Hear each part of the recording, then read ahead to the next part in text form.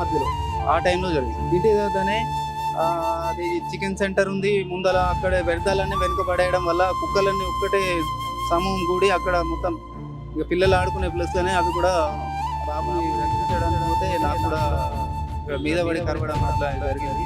ఒకదే పరి మేము ఒక చిన్న బిజినెస్ చేసుకుంటా వచ్చి చూపించింది. మేము అప్పుడే బాగా పరిశ్రమ స్వామి ఎత్తు చిన్న పిల్లాడికి ఇట్లా కూడా ఏంది ఇంకా వాళ్ళ నానక్స్ అయితే మేము పరిశ్రమ అయినాం.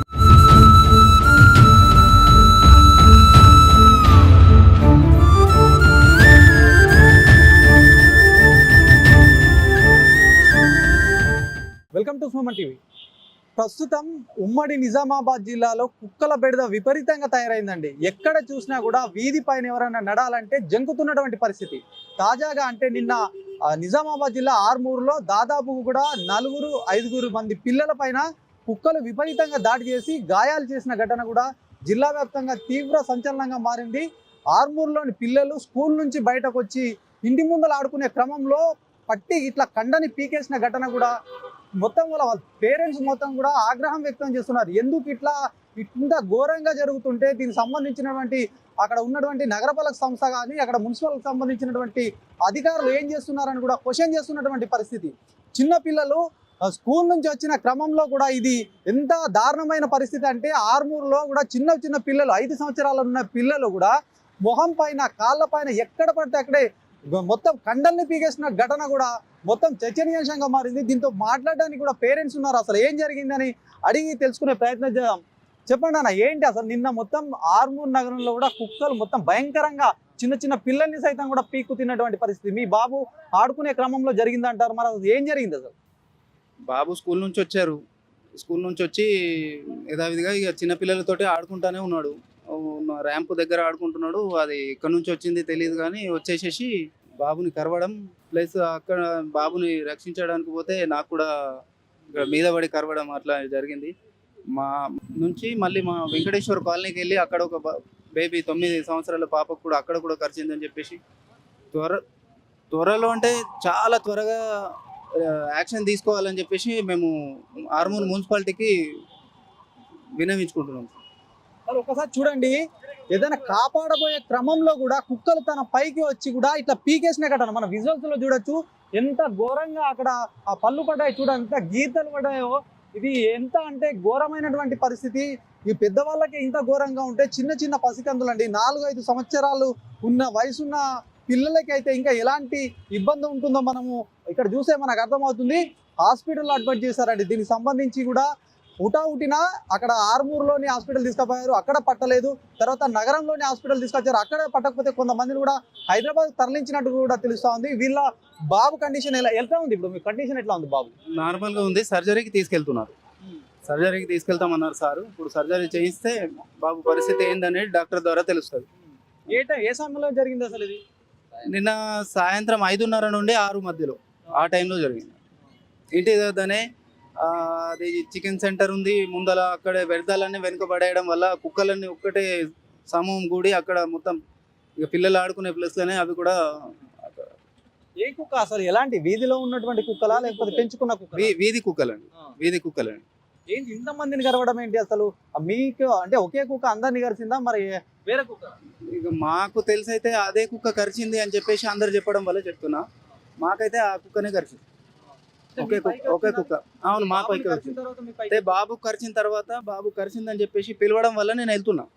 వెళ్ళేటప్పుడు ఆ కుక్కని నేను గమనించుకోలేదు. అయినా కానీ అదే కుక్క అని చెప్పి నా పైకి కూడా వచ్చేసింది. నా పైకి వచ్చిన నాకు కూడా ఇక్కడ ఇది చేసేసింది. చుట్టుపక్కల వాళ్ళు కట్టెతోటి కొట్టేసేసి అది పారిపోయింది. మేము హాస్పిటల్కి వచ్చేసినాము. మామయ్య వివాంష్, గుజరాతీ. చూడొచ్చు, వివాంష్ అనే 4 సంవత్సరాల బాలుడు. 4 సంవత్సరాలు ఎంత పసికందు ఉంటారో వాళ్ళు. ఏం తెలియదు, అన్యం పుణ్యం తెలియని బాబుని విపరీతమైనటువంటి ఆ ఉరుకులు పరుగులతో వచ్చేసేసి ఒక గల్లీలో ఉండేటువంటి కుక్కలు కూడా అక్కడ ఉన్న పిల్లని పట్టి పీక అంటే మొత్తం ఇది చెంపని బట్టి మొత్తం గుంజేయడం. అసలు ఏంటి అంత చిన్నపిల్లలకు? ఇప్పుడు పెద్దవాళ్ళకే ఇంత గాయమైందంటే చిన్నపిల్లవాడి పరిస్థితి ఎలా ఉంటుందో ఒకసారి మనం ఊహించుకోవచ్చు. వాళ్ళకి సంబంధించినటువంటి పేరెంట్స్ ఉన్నారు, మళ్ళీ వాళ్ళ బంధువులు ఉన్నారు. చెప్పండి అసలు ఎట్లా జరిగింది ఈ సంఘటన? మేము ఒక విలేజ్లో ఉంటామండి. మాకు వాళ్ళ కోడలు, అతను వాళ్ళ బ్రదర్ వాళ్ళ సిస్టర్, మా కోడలు ఒకదే పరి నేను ఒక చిన్న బిజినెస్ చేసుకుంటా వచ్చి చూపించింది. మేము అప్పుడే బాగా పిల్లవాడు ఇట్లా అయిందని పరిశానం స్వామి. నెత్తి చిన్న పిల్లాడికి ఇట్లా కూడా ఏంది ఇంకా మళ్ళీ నానస్తుగా అవుతుందని ఎట్లా నేను పరిశానం. ఇది చూస్తుంటే మరి గవర్నమెంట్ కానీ ప్రభుత్వం కానీ వెళ్ళి చర్చ చేసుకొని ఏదో మున్సిపాలిటీ వాళ్ళు కానీ చేసేసి ఈ కుక్కలు పెడదాన్ని తీసేయాలని మనం చేస్తున్నాం స్వామి. Thank you. ఇంత ఘోరంగా అంటే బాగా బాగా ఘోరం ఉన్నది స్వామి, అది విపరీతమైన ఘోరం ఉన్నది. పిల్లాడు ఎంత తట్టుకున్నాడో ఏం కదా మేము అర్థమైతే లేదు. పిల్లాడికి ఎంత ఘోరం అంటే విపరీతం తీసేసింది ఇక్కడ మొత్తం గ్రంథం తీసేసింది స్వామి. చూసింటేమో కదా టీవీలో కానీ దాంట్లో ఫోటోలు కానీ. ఎప్పుడు అంటే చూడగానే ఉరికి వచ్చేసారు అంటే పిల్లడికి అరుపులు ఏమైనా వచ్చిర్రా? బాగా వినిపించింది. మేము పల్లెటూరు ఉంటాము, వీళ్ళు దగ్గర ఉంటారు అన్నట్టు, మేము ఒక విలేజ్ ఉంటాం అన్నట్టు, అక్కడికి వచ్చినాము. చెప్పండి అసలు ఏంది ఇంత జరుగుతుంది? మరి చాలా భయంగా బయటకు వెళ్ళాలంటే కూడా చిన్న పిల్లలు ముఖ్యంగా చాలా ఇబ్బందులు పడుతున్నారు. ఎంత ప్రాణాలతో చెలగాటం ఇది. దీని ఏంది అసలు? నువ్వు అక్కడ ఉన్న అధికారులు కానీ ఎప్పుడైనా కంప్లైంట్ చేశారా? అక్కడ ఎక్కడన్నా మున్సిపాలిటీ వాళ్ళు జల్లి చర్యలు తీసుకోవాలి. ఏదున్నా అక్కడ స్కూల్ నుంచి వచ్చి బయట వాళ్ళు నిల్చున్న సమయంలో ఆడుకునే టైంలో ఒకటేసారి గాడి చేసినాయి కుక్కలు. అక్కడనే మా కొడుకు సుఖ చేశాయి. మరి ఏమైనా కంప్లైంట్ చేశారా మీరు? ఇట్లా జరుగుతుంది కదా. చేశామండి, కంప్లైంట్ చేసాం. మున్సిపాలిటీకి ఫోన్ ద్వారానే కంప్లైంట్ చేసినాం. ఏమంటున్నారు మరి వాళ్ళు? ఏమంటున్నారు, 1 day టైం ఇవ్వండి, మేము వాటికి పరిష్కరిస్తామని చెప్తున్నారు. ఎంతవరకు అవుతుంది అనేది ఇక మాకు ఇక మేము ఇక్కడే ఉన్నాము. ఇప్పుడు ఆర్మూర్లో అందరు చిన్న పిల్లలేనండి కలిసిన వాళ్ళు? ఖర్చిన వాళ్ళు ఒకరు ఆటో డ్రైవర్ అంటున్నారు, ఇంకొకరు ఎవరో అంటున్నారు. మా బాబు, నాకు, ఇంకో అట్లా 8 members కలిసిందండి. ఇది మొత్తానికి దాదాపుగా కూడా 8 మందికి కలిసినట్టుగా కూడా స్థానికంగా తెలుస్తా ఉంది.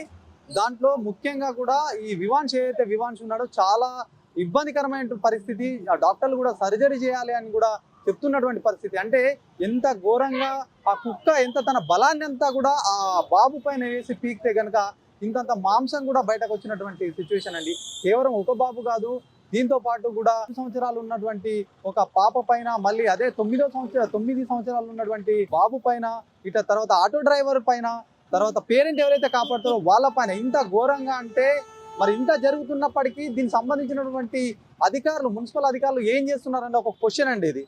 వాళ్ళు ఖచ్చితంగా కూడా ఇది ఈ రోజు జరిగిన ఘటన కాదు, చాలా జరిగాయి ఇట్లాంటిది. నిజామాబాద్ జిల్లాలో సైతం కూడా ఇక్కడ ఉంటూ హైదరాబాద్లో నివాసం ఉన్నారు. అంటే ఇక్కడ స్థానికంగా ఇక్కడ వాళ్ళే అక్కడ గతంలో కొన్ని చూసుకుంటే గత 2 సంవత్సరాల క్రితం ఒక బాబు కూడా తీవ్రమైనటువంటి కుక్కల బెడతో చనిపోయిన ఘటన కూడా రాష్ట్ర వ్యాప్తంగా అప్పుడు కుదిపేసింది.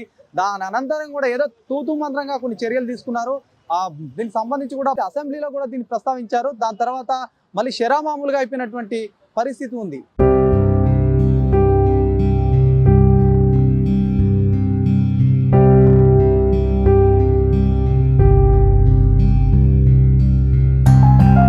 నిజామాబాద్ జిల్లా ఆర్మూర్లో ఏదైతే కుక్కల దాడిలో కూడా గాయపడ్డటువంటి 3 చిన్నారులు, దాంతోపాటు వాళ్ళ ఫాదర్ ఏదైతే వివాన్స్ వాళ్ళ ఫాదర్ కూడా అడ్డుకోబోతే ఆయన పైకి వచ్చేసేసి కూడా ముఖం పైన గాయం చేసినటువంటి పరిస్థితి.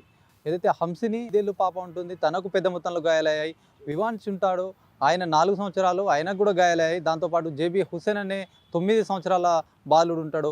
ఆయనను అంటే కుక్కలు పైకి వచ్చి ఒక వ్యక్తిని కరిచిన కుక్క అదే మళ్ళీ అతన్ని కరిసేసి మళ్ళీ వేరే వాళ్ళ దగ్గర కూడా వెళ్తుంది. అదే కుక్క కరిసిందని చెప్తున్నారు. ఏదేమైనప్పటికీ కూడా ఆర్మూర్లో బెంబేలెత్తిపోతున్నారు ప్రజలు.